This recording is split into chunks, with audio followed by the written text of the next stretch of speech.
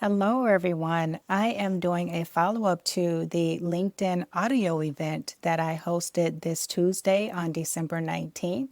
We were having some technical difficulties, so unfortunately, I had to change the link. Therefore, a lot of people were not sure where to listen to the audio event.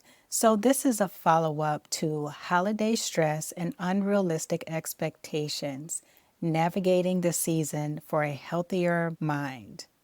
I want to make sure that I get this information out, and I hope that it's very helpful to anyone who's listening. I am Talaya Dendy. I am a 12-year cancer thriver and a cancer doula, as well as a board certified patient advocate. Dee Dee Hairston was so kind to join me for this event on Tuesday, December 19th. And Dee Dee is a mental health advocate, and she is the owner of Diva with Depression. She also has a podcast called Breaking the Mask of Depression. Dee Dee spoke about loneliness and grief during the holidays, and she shared a lot of great information about her experience with the holidays, spending them with her grandfather, how they had these wonderful and beautiful traditions, and how his passing really impacted how she views and feels during the holidays. To follow up to the information that Dee Dee shared about navigating loneliness and grief during the holidays and really beyond, it can be challenging, but here are some things that you can do. You can acknowledge and validate your feelings. Don't suppress your emotions or bottle them up, because they can actually make your feeling of loneliness and grief even worse. Make sure you feel those emotions. Allow yourself to feel sad, angry, empty. It is okay to not feel cheerful and festive. Talk to someone you trust. That could be a family member, a friend, a therapist, a grief counselor. Just talk to someone, because that can give you a sense of support and connection, which is very important. The other thing that can be very helpful is writing in a journal. Expressing your thoughts and emotions in writing can really be helpful to process or work through your grief. The other thing that you can do to help navigate grief and loneliness is join a support group or volunteer. Connecting with others who understand your experience can be very helpful. So look for grief and loneliness support groups. Volunteer and help others who may be having a challenging time as well. That can definitely help take your mind off of the hard times that you're having and focus on helping and caring for someone else. And most importantly, make self-care a priority. Now, I want us to do a breathing exercise before I get into the cancer in the holidays portion. I think that getting in a more grounded place where you can receive the additional information that I have to share will be very beneficial. One breathing exercise or technique that I like to share with my clients, because it's very easy, it's very quick. It's a way where you can, wherever you are, if you are feeling very stressed, very anxious, you can pause for a few minutes and take care of yourself and get yourself in a better place. It's called the box breathing method. Start by planting your feet firmly on the ground or the floor and breathe in, counting to 4 very slowly. So breathe in, 1, 2, 3, 4. Hold your breath for 4 seconds. 1, 2, 3, 4. Slowly exhale through your mouth for 4 seconds. 1, 2, 3, 4. Now let's do that again. Make sure your feet are firmly on the ground or the floor, wherever you are. Breathe in, counting to 4 slowly. 1, 2, 3, 4. Hold your breath for 4 seconds. 1, 2, 3, 4. And then exhale through your mouth slowly for 4 seconds. 1, 2, 3, 4. And let's do it one more time. Breathe in, counting to 4 slowly. 1, 2, 3, 4. Hold your breath for 4 seconds. 1, 2, 3, 4. And now exhale slowly through your mouth for 4 seconds, pushing all the air out. 1, 2, 3, 4. Anytime that you feel very stressed, anxious, annoyed, anything that is affecting your central nervous system in a negative way, do this exercise as many times as you can and for as much time allows.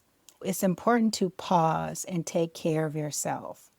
I hope that you will keep this exercise in the back of your mind in your self-care toolkit. Again, it's called box breathing. It's a very quick 4-step way to get recentered. Next, I want to talk about navigating the holidays with a cancer diagnosis. I remember I completed all of my treatment, chemotherapy, and then radiation. I had completed everything at the beginning of December 2011. That was right before the very, very busy Christmas season. And I just remember when Christmas came around, everyone expected me to be happy, cheerful, all of these things that I was before I experienced cancer. And because I had just finished treatment, and because I was starting to really dig deep into what I had experienced, I just wasn't feeling it. I wasn't very cheerful. I was happy to be alive, of course, but I was just trying to figure out what the heck just happened. I didn't feel well. I didn't feel like myself anymore. And I really had to take the time to explain to my family or try to articulate how I felt. I wasn't angry, but I wasn't excited or cheerful either.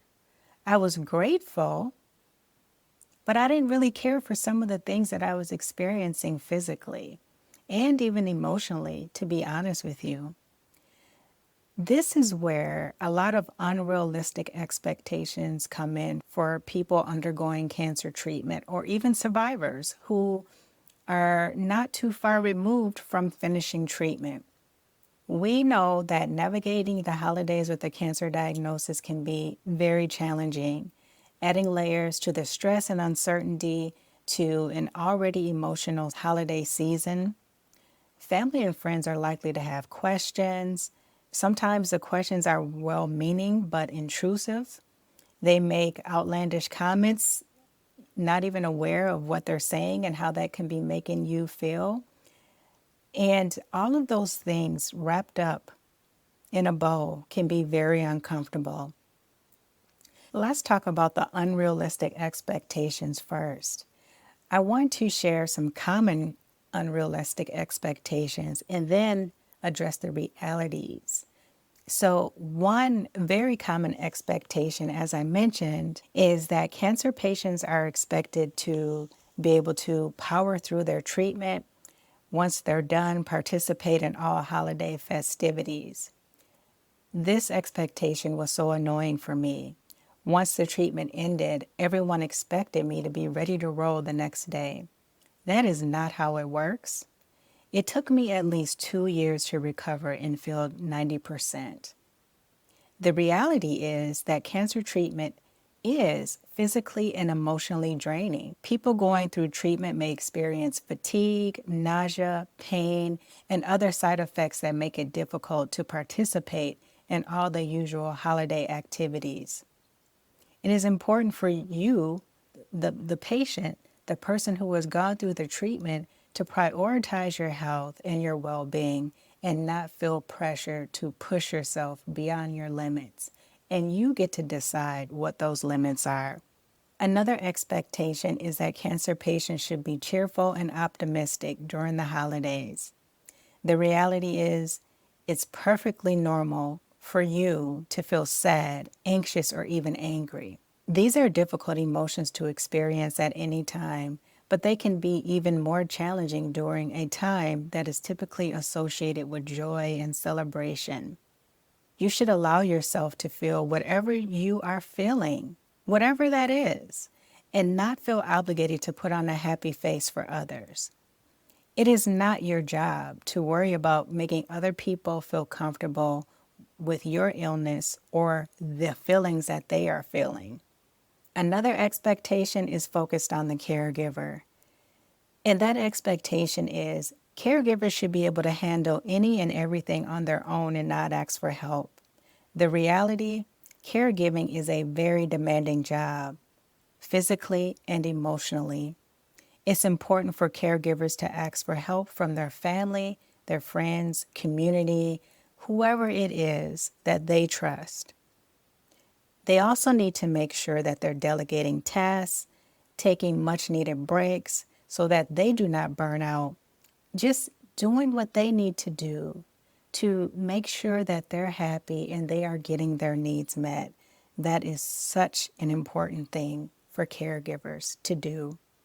Another unrealistic expectation is that caregivers and cancer patients should be grateful for everything, including their illness. The reality is, gratitude can be a very helpful coping mechanism. However, it's unrealistic for people to expect cancer patients and their caregivers to be grateful for their illness. Cancer is difficult and it's very challenging. And as I mentioned, it's okay to be angry, sad, or even resentful. And we cannot forget the trauma that caregivers experience right along with the cancer patient and the person that they care for, their loved one. Sometimes the trauma lasts much longer for the caregiver than it does the person, their loved one that they're caring for. So, how do you manage these unrealistic expectations during the holidays? I believe the first thing is to communicate openly and honestly with your loved ones. Let them know what you can and can't do and what would be most helpful for you. Set realistic expectations for yourself and others. Simply don't try to do everything and be okay with things not going according to plan or how they have gone in the past. Sometimes you may have to just take things 1 hour at a time, 1 minute at a time sometimes. I know they say take things one day at a time, but when you are experiencing cancer or any major illness, sometimes every minute has to be broken down just to get through that day. Another very important thing to do is to be kind to yourself and others. Give yourself grace. It is a difficult time for everyone, so try to be patient and understanding. I hope that you have found those tips helpful for managing unrealistic expectations when you or your loved one are going through a cancer diagnosis during the holidays. Now I want to talk about different ways to work through when it's the holidays, you are going through a cancer diagnosis, and family members and friends, they want to talk about your health. They may have questions or make comments that make you feel uncomfortable. Some of the ways to manage these situations are set boundaries and expectations. So be very upfront. You get to choose if you share your diagnosis openly or not with others.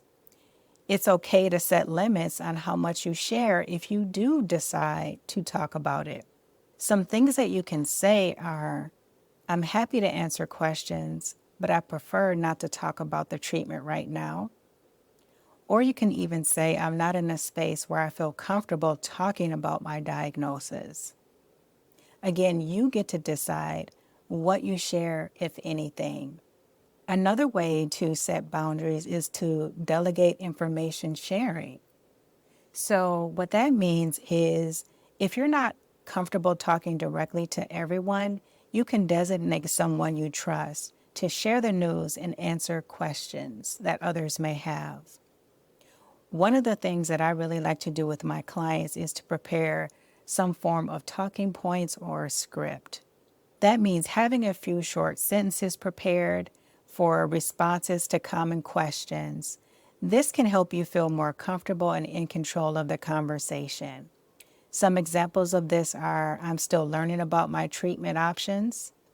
I appreciate your concern, but I'm focusing on my well being right now. Or, it's okay, I'm handling things the best that I can. When addressing unwanted comments and questions, be direct and kind. If someone asks an insensitive question, you can politely redirect the conversation. For example, you can say, I understand you're curious, but that's not something I'm comfortable talking about right now. You can also change the subject. I call this the dip and pivot. If the conversation is making you uncomfortable, shift the focus to something else. You could say something like, I'd love to hear about what you've been up to lately, or let's talk about something else for a while. The other option to help you prepare and better work through these difficult questions and comments is to seek support. If you're struggling to cope with insensitive questions, schedule some time with me to come up with tools and strategies to work through these things. Talk to a trusted friend, family member, or even a therapist. We can all offer support and guidance on how to handle these situations, because knowing what to do and what to say before it happens can really reduce your levels of stress tremendously. Some other things you can do are to focus on your comfort and well-being. That looks like prioritizing your health or prioritizing yourself. Don't feel obligated to attend any and every holiday gathering or participate in activities that might be too tiring for you. It's okay to take the time for yourself to focus on you and your recovery. Now, this tip might be fun and can add some excitement, and that's creating new traditions. So instead of feeling pressured to follow old traditions, create new ones that are more meaningful and comfortable for you. That could involve crafting, games, hosting a smaller gathering with just you and a few friends or loved ones, watching holiday movies at home, surrounding yourself with people that respect your boundaries, making sure you get enough sleep, making sure you're exercising the best that you can, eating healthy foods, practicing relaxation techniques like the box breathing that we did earlier, and other deep breathing exercises, getting a massage, practicing mindfulness, meditation, yoga. Those are all different ways that can really help during the very challenging holiday season. Always remember that you have the power to manage your cancer diagnosis and the holiday season in whatever way feels best for you.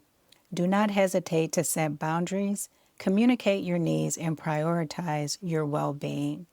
I'm curious to know, which one of these have you found helpful or you will implement in your own self-care? Feel free to comment below. Now I'm going to shift a little bit and talk about navigating cancer treatment during the holidays, because of course, treatment doesn't stop just because the holidays are here. It's important to continue on with your regimen if possible. On a personal note, I still was going through the side effects of treatment when the holiday season came around in 2011. I didn't have much of an appetite. I couldn't swallow due to the radiation that I had in my neck area. And so there were a lot of side effects that I was trying to work through and manage, which can be very challenging. Navigating cancer treatment during the holidays is a very delicate dance of managing medical needs, the festivities that are going on, and your emotional well-being. Here are some tips to help you find joy and balance. Plan your treatment around the holidays if possible. Discuss potential scheduling adjustments with your doctor to minimize holiday interruptions. If you are traveling, make sure you have enough of your medications with you. Make sure you know how to reach your doctor or nurse if something were to happen. Make sure you know your health insurance information and you know what is covered. Talk about your side effects. That looks like discussing potential holiday triggers for side effects with your doctor and developing management strategies. Fuel your body. Prioritize nutritious foods and hydration to boost energy and your immunity. You may be around a lot of people during this time of the year, so when you are going through cancer treatment, your immune system is suppressed. Your immunity is typically very low. So you want to make sure that you are protecting yourself from colds, viruses, and things like that. Staying hydrated, eating nutritious foods, that can really help to build your immunity. The other very important thing you want to do is to limit alcohol and caffeine, which can make anxiety and stress even worse. And no one can ever go wrong with getting enough rest. Listen to your body. Make sure you are getting the sleep that your body needs to support your healing and your well-being. The other thing that's very important is to embrace flexibility. You have to go with the flow. Set realistic goals. Again, don't try to do everything on your own. Just focus on manageable activities. Delegate tasks. I know it can be hard for some of us, but it's very important to ask for help. Ask your friends and families so that you are not doing non-essential tasks that steal your energy. Be comfortable saying no. It's okay to decline invitations to parties, gatherings. It's okay. You always have to prioritize your comfort and your health. Sometimes saying no to others is saying yes to you. Actually, every time you say no to others, you're saying yes to you and your needs. Sometimes people just want to be alone or they want to do smaller gatherings. If you feel up to connecting with others, there's ways to do that also that can protect you from some of the stress. If you don't feel up to in-person visits, you can find creative ways to connect on video calls like FaceTime, Zoom, those kinds of things. By focusing on your well-being and embracing flexibility, you can navigate the holidays with grace and find moments of joy and peace, because that's what it's all about. After hearing the tips that I've shared with you, if you would like to schedule a meet and greet call with me to determine if my cancer doula support services are a good fit for you, you can do that by visiting my website, ontheotherside.life. That is ontheotherside.life. If you are experiencing some financial restraints, here are some free resources that may be beneficial to you. The first one is cancercare.org. They provide free professional counseling and support groups to patients and their loved ones.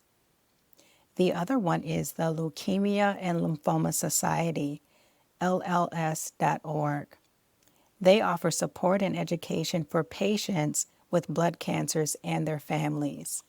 The other option is the National Alliance for Caregiving. That is caregiving.org. They provide support and resources for caregivers of people with chronic illnesses. The American Cancer Society, cancer.org.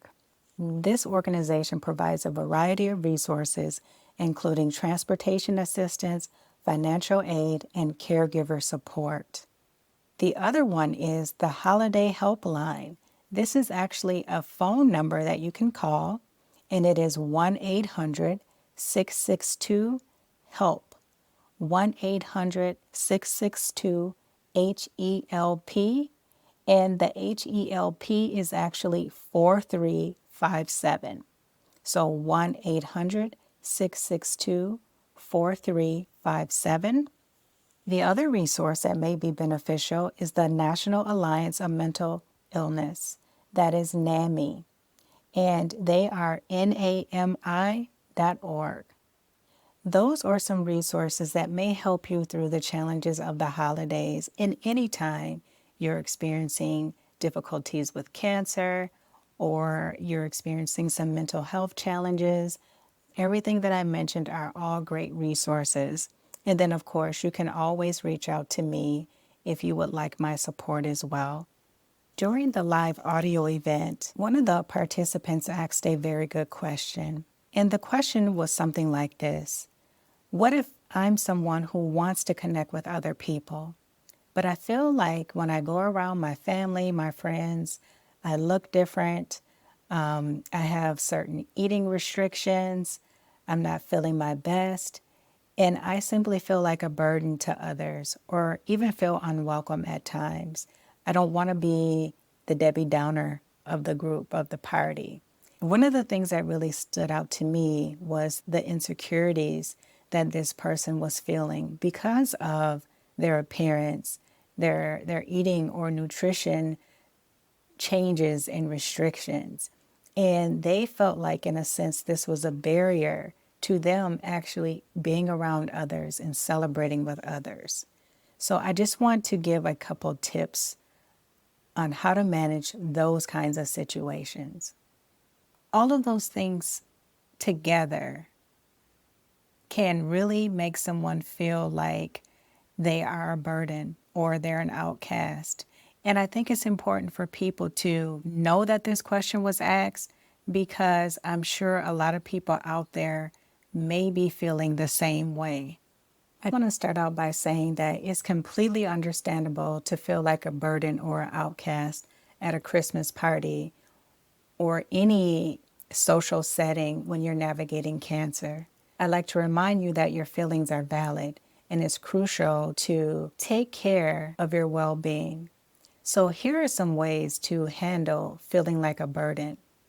First of all, know that you're not alone. Remind yourself that your presence is desired and valuable. Communicate with your loved ones. Let them know that you might need support navigating the party. Consider having someone who understands your limitations accompany you. Again, it's a time to set boundaries and take breaks.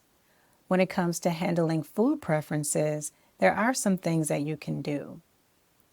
And that is being prepared. Before the party, let the host know that you have some dietary restrictions or preferences due to your treatment or health concerns. Suggest or offer alternatives. If there are certain dishes that are challenging, don't feel obligated to eat them. Bring your own dish. It's about the company, the conversation, and the atmosphere. So try to enjoy it as much as possible without getting into your head too much about, how you may be making other people feel uncomfortable. You have the right to participate in holiday festivities on your own terms if you choose. Always plan ahead, communicate openly, and focus on what brings you joy. I hope that you have found the information and the tips that I've shared to be helpful. I want to thank you so much for taking the time to listen in. If you joined us on Tuesday, I want to thank you as well for joining us and sticking around through our technical challenges with the LinkedIn audio event.